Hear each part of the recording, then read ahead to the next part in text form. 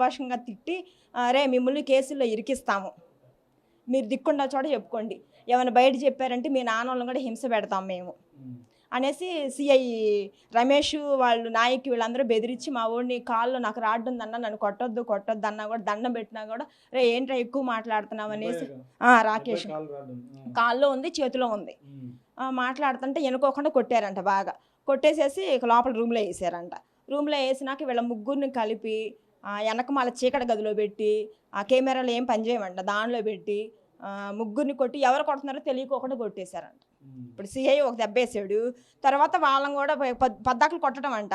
కొట్టేసినాక రెండో రోజు సత్య సమాధి దగ్గర తీసుకెళ్ళి కొట్టారంట. లింగారావు సెంటర్ తిప్పి 3 రోజులు చిత్రహింసలు పెట్టి అదేమంటే నొప్పి బాగా వాసిపోయిన మా అబ్బాయి కాలు ఇది కదా నొప్పి పడుతుందన్న అంటే పెయిన్ కిల్లర్స్ ఇచ్చి జడ్జి దగ్గరికి తీసుకెళ్ళి 3వ రోజు శుక్రవారం అరెస్ట్ చేశారు. ఆదివారం దాకా వాళ్ళ దగ్గర ఉంచుకున్నారు. ఆదివారం సాయంకాలం జడ్జి దగ్గర తీసుకెళ్ళి వెళ్ళేటప్పుడు అన్న మేము జరిగింది చెబుతాము, మేమే తప్పు చేయలేదు, మేము అసలు ఒకరిని కూడా దెబ్బ కొట్టలేదు, మా మీదకి ఎందుకు వచ్చారన్న అంటే నువ్వు చెప్పావనుకో ప్రైవేట్ ప్లేసుల్లో మిమ్మల్ని కరెంటు పెట్టి ఇది చేస్తామని చెప్పాడంట. కరీముల్లా అనే వ్యక్తి, బాజీనో అనే వ్యక్తి, వీళ్ళు కానిస్టేబుల్స్ మురళి వీళ్ళందరూ నాయకు వీళ్ళందరూ కలిసి చిత్రహింసలు చేసి ఆ సిఐ రమేష్ వీళ్ళందరూ బాగా కొట్టి అక్కడ స్టేట్మెంట్ అంటే ఏమీ లేదు నాకు బాగానే ఉందని చెప్పమన్నారంట.